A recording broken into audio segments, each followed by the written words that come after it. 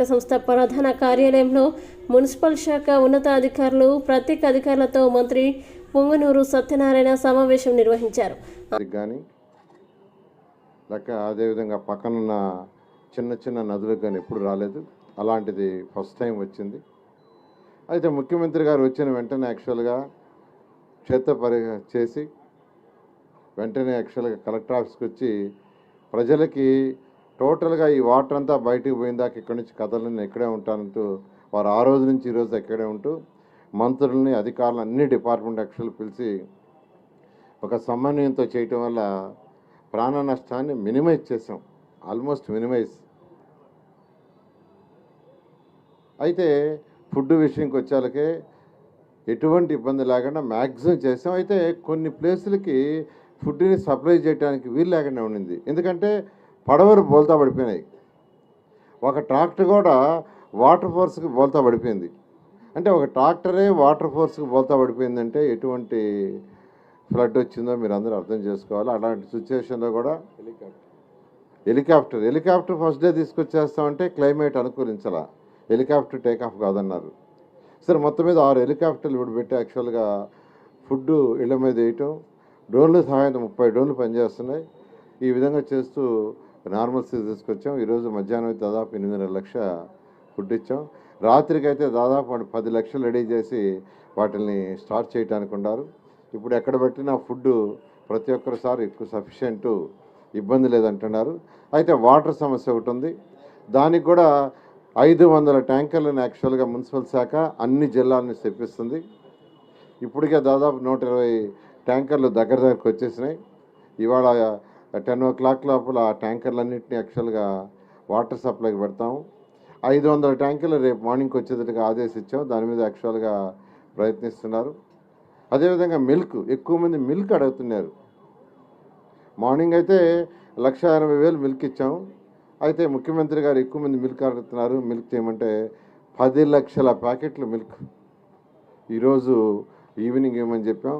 అదేవిధంగా రేపు మార్నింగ్, రేపు ఈవినింగ్, ఎల్లుండి మార్నింగ్ కూడా ఈ 4 పూట్ల 10 లక్షల ప్యాకెట్లు ఇవ్వమని ముఖ్యమంత్రి గారు చెప్పడం, దాని మీద యాక్చువల్గా ఏర్పాటు చేసి అవన్నీ కూడా డిస్ట్రిబ్యూట్ చేయబోతున్నారు. అయితే వీటన్నిటిలో కంటే కూడా ముఖ్యమైనది ఏంటంటే వరద నీరు తగ్గటం, ఆ తగ్గిన తర్వాత శానిటేషన్. అందుకని ముఖ్యమంత్రి గారు హెల్త్ డిపార్ట్మెంటు, శానిటేషన్ డిపార్ట్మెంట్ ఇద్దరు కోఆర్డినేషన్ చేసుకొని చేయమని చెప్పారు. హెల్త్ డిపార్ట్మెంట్లో అయితే ప్రతి డివిజన్లో ఒక అంబులెన్సు, మెడిసిన్స్, డాక్టర్ని ఏర్పాటు చేస్తున్నారు. ఇవాళ మధ్యాహ్నానికే దాదాపు 17 వార్డులలో ఏర్పాటు చేశారు.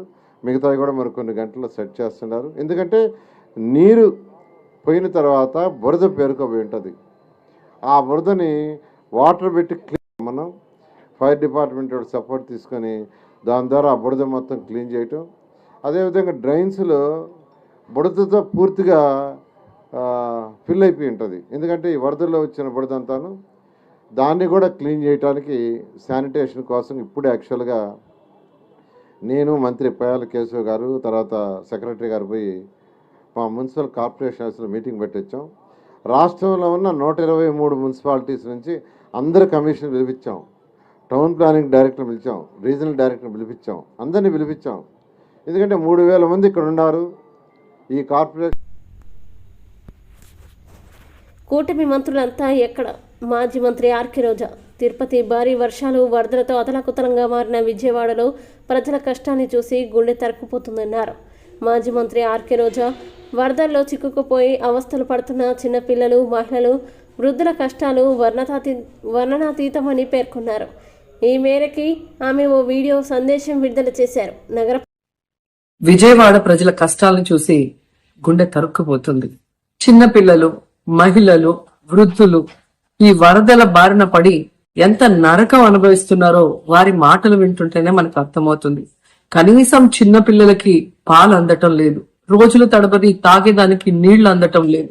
ఈరోజు ఎంతమంది వరదల్లో కొట్టుకుపోయారో అర్థం కాని పరిస్థితుల్లో అందరూ కూడా బాధపడుతూ ఏడుస్తూ ఉన్నారు. నిజంగా ప్రజలు ఇన్ని కష్టాలు పడటానికి, ఇంతమంది ప్రాణాలు పోవటానికి ఈ రాష్ట్ర ప్రభుత్వం కారణం కాదని నేను అడుగుతున్నాను. ముఖ్యంగా మంత్రుల విహారయాత్రలు, హాలిడేస్ ఎంజాయ్ చేయడంలో ఉన్న చిత్తశుద్ధి రాష్ట్ర ప్రజల మీద లేదు అని నేను గట్టిగా చెప్పగలను. ఇదేదో నేను విమర్శించడానికి చెప్పటం లేదు. 28వ తేదీనే 30వ తేదీలో వర్షాలు రాబోతున్నాయని చెప్పి వాతావరణం సమాచారం ఇవ్వటం జరిగింది ప్రభుత్వానికి. అయినా కూడా ముఖ్యమంత్రి గాని మంత్రులు గాని ఎటువంటి సమీక్షలు చేయకుండా, ప్రజల్ని అప్రమత్తం చేయకుండా నిర్లక్ష్యం వహించడం వల్లే ఈ రోజు ఇన్ని లక్షల మంది వరద నీళ్ళల్లో మునిగిపోయారు. ఇంతమంది ప్రాణాలు పోగొట్టుకున్నారు. ఎంతమంది తిండి లేక, కరెంటు లేక, తాగునీళ్లు లేక, పసిబిడ్డలకి పాలు లేక ఎంత అవస్థలు పడుతున్నారో మనం అందరం కూడా గమనిస్తున్నాం. చంద్రబాబు నాయుడు గారి ఇంటికి 3 కిలోమీటర్ల దూరంలోనే ఇంత పెద్ద విపత్తు జరిగినా ప్రజల్ని కాపాడలేకపోయారు అంటే ఇది రాష్ట్ర ప్రభుత్వం, రాష్ట్ర ముఖ్యమంత్రి వైఫల్యం కాదని నేను అడుగుతున్నా. ఈరోజు కరకట్టు మీదున్న అక్రమ కట్టడాలని కాపాడటం కోసమే విజయవాడని ప్రజల్ని ముంచేస్తారు అనటంలో నిజం లేదా అని నేను అడుగుతున్నా. గంట ముందు ప్రజలకు చెప్పినా వాళ్ళు ముంపు బారిన పడేవారు కాదు. వాళ్ళని అప్రమత్తం చేసి ఒక సేఫ్ అయిన ప్లేస్ కి పంపించున్నా ఈ రోజు ఇన్ని లక్షల మంది, దాదాపుగా 3 లక్షల మందికి పైగా 4 రోజుల పాటు కరెంటు లేకుండా, తిండి లేకుండా, చిన్న బిడ్డలకి పాలు లేకుండా ఈ విధంగా నీళ్లలో మునిగి అవస్థలు పడాల్సిన అవసరం లేదు. దురదృష్టం ఏంటంటే ఈ రాష్ట్ర ముఖ్యమంత్రి నుంచి మంత్రుల వరకు ఎప్పుడు ఫ్రైడే వస్తుందా, ఎప్పుడు హైదరాబాద్కి వెళ్దామా, లేదా ఎప్పుడు విహారయాత్రలకు వెళ్దామా అని ప్లాన్ చేసుకోవడంలోనే చిత్తశుద్ధిగా ఉన్నారనేది ఈ 5 రోజులు మీరు చూస్తే మీకే అర్థమవుతుంది. 30వ తేదీ భారీ వర్షాలు వస్తాయని ముఖ్యమంత్రి గారికి, మంత్రులకి 28వ తేదీనే వాతావరణ శాఖ సమాచారం అందించినా ఎటువంటి సమీక్షలు లేదు, ఎటువంటి ముందస్తు జాగ్రత్తలు లేదు, ప్రజల్ని కాపాడాలన్న చిత్తశుద్ధి లేదు అనేది స్పష్టంగా అర్థమవుతుంది. ఎందుకంటే ఈ రోజుటి వరకు 4-5 రోజులు ప్రజలకి తిండి అందించడంలో ఈ ప్రభుత్వం విఫలమైంది. కనీసం ఇది జరిగినప్పుడు సీఎం గారు పనిచేయట్లేదు, వయసు అయిపోయింది. డిప్యూటీ సీఎం గారు, పంచాయతీరాజ్ శాఖ మంత్రి గారు కనీసం తన శాఖని అప్రమత్తం చేసి ప్రజల్ని కాపాడాల్సిన బాధ్యత ఉన్నా ఈ రోజు 5 రోజుల వరకు ఆయన అసలు విజయవాడ వైపే రాలేదు. ఇక ఆ కాన్స్టిట్యున్సీ ఎమ్మెల్యే ప్లస్ రాష్ట్ర మంత్రి లోకేష్ గారు మొత్తం మునిగిపోయి మంగళగిరి, విజయవాడ అలల్లాడిపోతుంటే ఆయన హైదరాబాద్ లో ఎంజాయ్ చేస్తున్నారు. ఇక హోంమంత్రి గారు తెలిసిన సంగతే. ఇక మున్సిపల్ శాఖ మంత్రి నారాయణ గారు ఈరోజు విజయవాడని ముంచేసింది ఈ మున్సిపల్ శాఖ నిర్లక్ష్యం కాదని నేను అడుగుతున్నా. ప్రజల్ని సురక్షిత ప్రాంతాలకు తరలించే విధంగా ఈ నారాయణ గారు రివ్యూ చేయకపోవటం వల్ల ఈ రోజు లక్షలాది మంది నీళ్లలో మునిగిపోయారు. వాళ్ళందరూ కూడా ప్రభుత్వం ఎప్పుడు కాపాడుతుందా అని ఎదురు చూస్తున్నారు, అయినా వీళ్ళకి పట్టింపు లేదు. ఇక రామానాయుడు గారు ఇరిగేషన్ మంత్రి, కనీసం ముందస్తు రివ్యూలు లేదు. కనీసం వరదలు వచ్చి ప్రజలు మునిగిపోతుంటే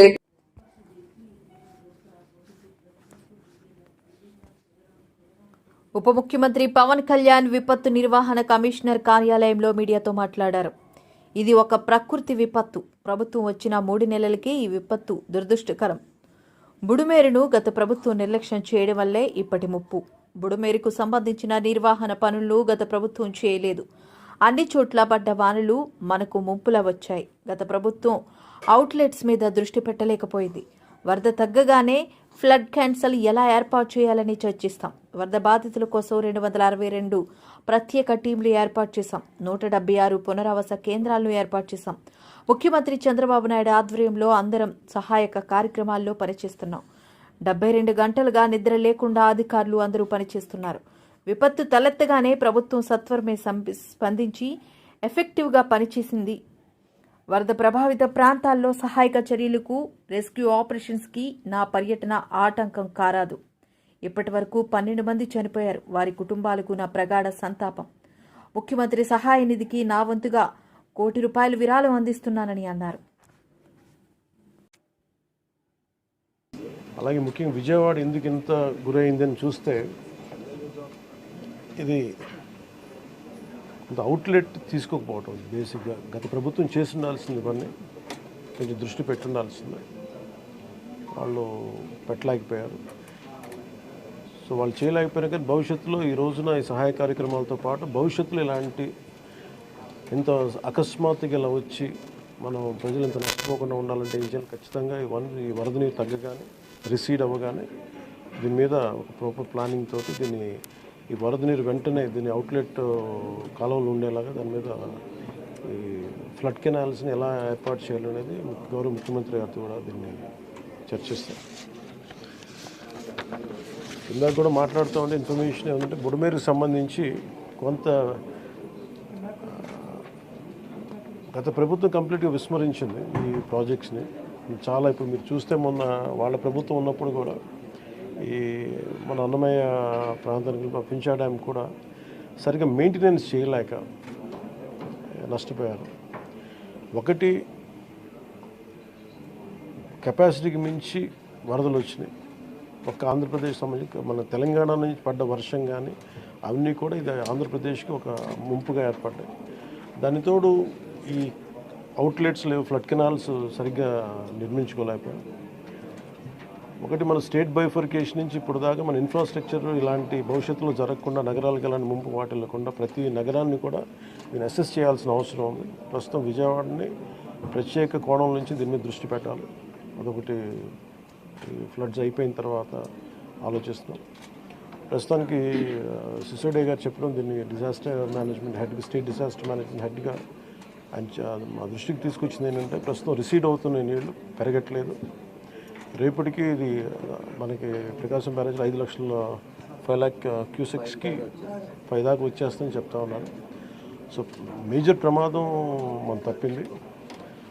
అంటే చాలా అదృష్టవశాత్తు ఇది భగవంతుడి కరుణ అనుకోవాలి. ఆల్మోస్ట్ ఒక 10-12 వేల క్యూసెక్లు రీచ్ అయ్యి ఉంటే అసలు టోటల్ అసలు మనం ఊహించిన ప్రమాదం జరిగి ఉండేది. అసలు మన ఎవరో కూడా అన్కంట్రోలబుల్గా జరిగి ఉండేది. ఒకటి ఇది మేజర్గా చెప్పాలంటే ప్రకృతి విపత్తు. ఇంకొంచెం తక్కువ స్థాయిలో మనం డ్యామేజ్ అయ్యిండేది ఒకటి బుడమేరు కనుక గత ప్రభుత్వం సరిగ్గా మెయింటైన్ చేసి ఉంటాయి. ఎందుకంటే వాళ్ళు అన్నీ చిన్న చిన్న ఇరిగేషన్ ప్రాజెక్ట్స్ కూడా సరిగ్గా కనీసం వాళ్ళు ఈ లాకులు కూడా రిపేర్ చేయలేకపోయిన పరిస్థితులు ఉన్నాయి వాళ్ళకి. సో ఇప్పుడు వాళ్ళని తిట్టి కూడా ప్రయోజనం లేదు. ఎందుకంటే ఇది ముందు మనం ప్రస్తుతం మా చేతిలో ఉన్నది ప్రభుత్వం ఏమన్నా మేము ఏం చేయాలని ఆలోచిస్తామని ఉన్నంతలో మొత్తం కూర్చోబెట్టి దాదాపు ఇండియన్ ఎయిర్ ఫోర్స్ నుంచి, నేవీ నుంచి, హెలికాప్టర్స్ ద్వారా, అలాగే డ్రోన్స్ ద్వారా ఫుడ్ సప్లై అన్నీ చేస్తూ ఉన్నాం. అలాగే సహాయ కార్యక్రమాలు ముందుకు తీసుకెళ్తా ఉన్నాం. అలాగే పిఆర్ పంచాయతీరాజ్ నుంచి కూడా దాదాపు 242 టీమ్స్ని ఈ రోజున 262 టీమ్స్ని ఏర్పాటు చేయడం జరిగింది. ఇది వరద ఎఫెక్ట్ కాని జిల్లాల నుంచి ఈ ప్రత్యేకించి మన ప్రిన్సిపల్ సెక్రటరీ గారి ఆధ్వర్యంలో ఇది ముందుకు తీసుకెళ్తా ఉన్నాం. ఇది ఈ రెస్క్యూ కార్యక్రమాలకి దాదాపు చాలా బాధాకరమైన దాదాపు 19 మంది చచ్చిపోయారు. చాలా వారికి మనస్ఫూర్తిగా నా సంతాపం తెలియజేస్తాం. అలాగే ఒక 2 మిస్ అయ్యారు. ఒక పశువులు ఒక దాదాపు 136, అలాగే దాదాపు 170. ఆంధ్రప్రదేశ్లో 4 రోజులుగా భారీ వర్షాలు పడుతున్నాయి. వానలు ఏకధాటిగా కురుస్తుండడంతో విజయవాడలో బుడమేరు పొంగి ప్రవహిస్తోంది. దీంతో పలు కాలనీలు జలమయం అవ్వడంతో ప్రజలు నరకయాతన పడుతున్నారు.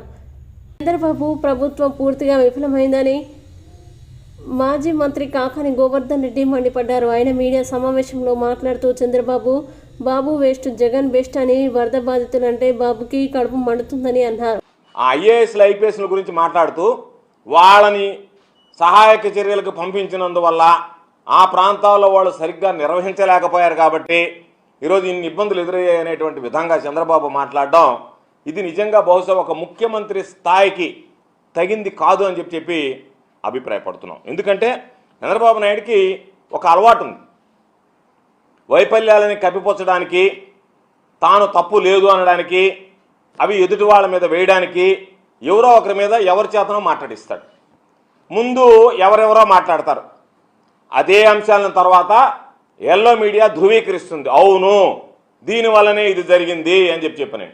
ఆ 3వ స్థాయికి 3rd స్టేజ్లో చంద్రబాబు వస్తాడు. వచ్చి ఇదిగో నేను చెప్పినట్టుగా చంద్రబాబు నాయుడు మరలా అవన్నీ వల్ల వేసి మా తప్పేమీ లేదు. ఆయన చెప్పేటువంటిది ఏముంటుందంటే వైఎస్ఆర్ కాంగ్రెస్ పార్టీతో అంటగాగినటువంటి ఐఏఎస్లు ఐపీఎస్లు వాళ్ళు ఈరోజు కూడా వైఎస్ఆర్ కాంగ్రెస్ పార్టీకి అనుకూలంగా పనిచేస్తున్నారు కాబట్టి, సహాయక చర్యలో పాల్గొనలేకపోయారు కాబట్టి ఇదిగో ఇవన్నీ జరిగిందని చెప్పి మాట్లాడేటువంటి పరిస్థితి. ఈరోజు చంద్రబాబు తెలుసుకోవాల్సింది, నీ దగ్గర ఉన్నటువంటి ఐఏఎస్లు కానీ లేదా ఇప్పుడు నీ దగ్గర ఉన్నటువంటి వాళ్ళు కానీ గతంలో వైఎస్ఆర్ కాంగ్రెస్ పార్టీలో పనిచేసినటువంటి వాళ్ళే, వైఎస్ఆర్ కాంగ్రెస్ పార్టీలో అంతకుముందు నీ దగ్గర తెలుగుదేశం ప్రభుత్వంలో పనిచేసినటువంటి వాళ్ళే మరలా తిరిగి వైఎస్ఆర్ కాంగ్రెస్ పార్టీ ప్రభుత్వంలో పనిచేసినటువంటి వాళ్ళే. కాబట్టి ప్రభుత్వాలు మారతాయి తప్ప అధికారులు మారరు. అధికారుల మీద వేధింపులకి కక్ష సాధింపులకి పాల్పడి ఈరోజు వాళ్ళకి సంబంధించి ఏదో ఒక ముద్ర వేసి ఒక మరక వేసి నీకు వాళ్ళ మీద ఇష్టం లేకపోతే ఈరోజు వాళ్ళని దారుణంగా అవమానపరుస్తూ చివరికి వాళ్ళకి తిరగడానికి వాహనాలు కూడా లేకుండా ఈరోజు రకరకాలుగా పత్రికలు రాయించి అనేక రకాలైనటువంటి వాళ్ళని ఇబ్బందులకి అవమానాలకి ఈరోజు ప్రోత్సహించేటువంటి పరిస్థితి ఏర్పడింది. కాబట్టి ఈరోజు వరదల బాధ్యతను వాళ్ళకి అప్పచెప్పిన తర్వాత నియంత్రిస్తున్నది ప్రభుత్వం. నువ్వే నేనే అంటున్నావు, నేనే తిరుగుతున్నా, నాకు అనుసరణలోనే నేనే చేస్తానంటే నువ్వు ఐఏఎస్ ఐపీఎస్ అధికారులను నియంత్రించలేకపోతే, వాళ్ళకి దిశానిర్దేశం చేయలేకపోతే, ఒక రాష్ట్రానికి ఒక చిన్న విపత్తును నువ్వు సంభవించినప్పుడు చర్యలు తీసుకోలేకపోతే నువ్వు ఒక రాష్ట్రానికి ముఖ్యమంత్రిగా పనికొస్తావనేటువంటిది ఆలోచన చేయాలి తప్ప నీ వైఫల్యాన్ని కప్పిపుచ్చుకోవడానికి ఎవరి మీదనో ఈరోజు నువ్వు నిందలు మోపడం అనేటువంటిది సరైనటువంటి పద్ధతి కాదు. కాబట్టి ఈరోజు చంద్రబాబు వైఫల్యం చెందాడు. చంద్రబాబు నాయుడు క్యాబినెట్ చెత్త క్యాబినెట్, అది ఎవడెక్కడ పడుచుకునేటువంటి పరిస్థితి లేదు. నీ చుట్టూ ఉన్నటువంటి టీము చెత్త టీము, నువ్వు ఒక చెత్త సీఎంగా మారిపోయావు. కాబట్టి ఈ చెత్త అంతా చేరి ఈరోజు పాపం అక్కడ ఉన్నటువంటి ప్రజల బతుకుల్ని బుగ్గుపాలు చేసి అనేక రకాలైనటువంటి ఇబ్బందులు పడ్డారు. తీవ్రమైనటువంటి శోభకి, మానసిక శోభకి ఈరోజు వాళ్ళు గురయ్యేటువంటి పరిస్థితి ఏర్పడింది. కాబట్టి ఈరోజు మీరు చెప్పండి సమాధానం. గురువారం నాడు వర్షం వచ్చింది, శనివారం దాకా వర్షం కురిసింది. గురువారం ఏడున్నారు, శుక్రవారం ఏడున్నారు, శనివారం ఏడున్నావు? నువ్వు ఎప్పుడు బయటకు వచ్చావు? ఆదివారం సాయంకాలం బయటకు వచ్చి ఏదో ఒక బోట్లో అట్టా తిరిగి నేను ఇక్కడ ఉంటా, నేను అక్కడ ఉంటా, నేను అట చేస్తాను, నేను ఇట చేస్తానని చెప్పి డాంబికాల పలికి వెళ్ళిపోయావు తప్ప గురువారం ముందు నువ్వు తీసుకున్నటువంటి చర్యలేంది? వర్షం వస్తుంది, వాతావరణ శాఖ హెచ్చరించింది. వాతావరణ శాఖ హెచ్చరికల నేపథ్యంలో నువ్వు వర్షం రాకముందే ఎటువంటి ముందస్తు జాగ్రత్తలు తీసుకున్నావు, ఎటువంటి సమీక్ష నిర్వహించావు, ఏమి చేశావు అనేటువంటి దాని మీద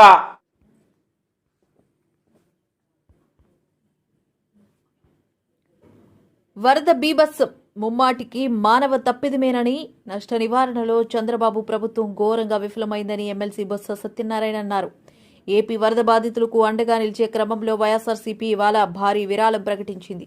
ఈ నేపథ్యంలో పార్టీ అధినేత వైఎస్ జగన్మోహన్ రెడ్డి నేతృత్వంలో జరిగిన పార్టీ సమావేశం అనంతరం విజయవాడలో బొత్స మీడియాతో మాట్లాడారు. భారీ వర్షాలు వస్తాయని మీకు తెలుసా, తెలీదా? వాతావరణ శాఖ హెచ్చరించినప్పుడు ఎలాంటి చర్యలు తీసుకున్నారు? అసలు ఇరిగేషన్ శాఖ ఏం చేస్తుంది? ఇంత జరుగుతున్నా ప్రభుత్వం ఎలాంటి చర్యలు చేపట్టడం లేదు.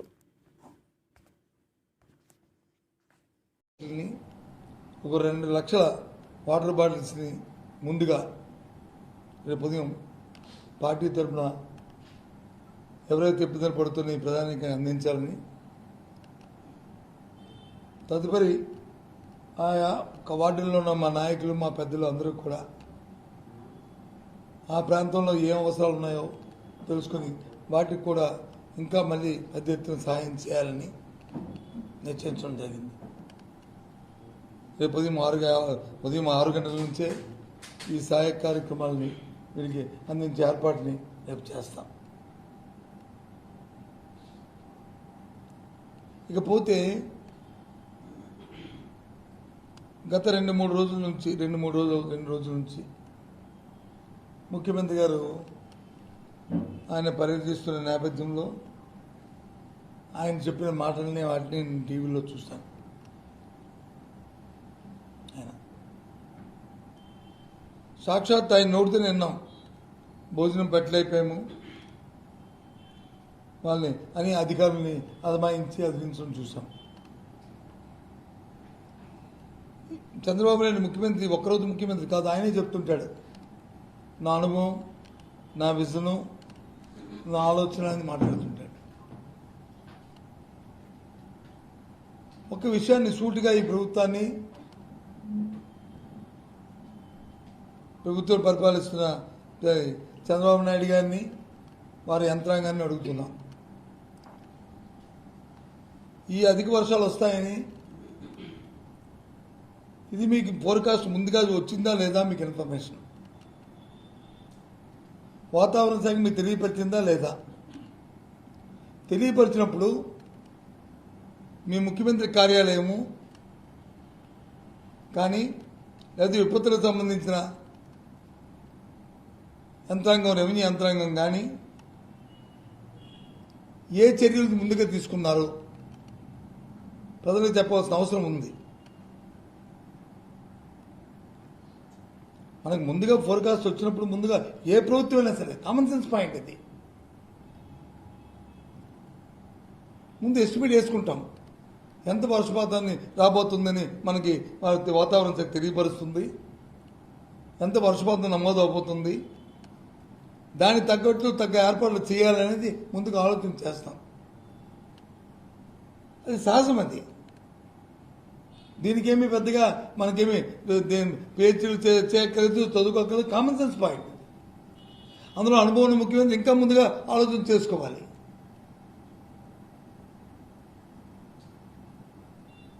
ఫ్లడ్ ఫ్లో వస్తున్నప్పుడు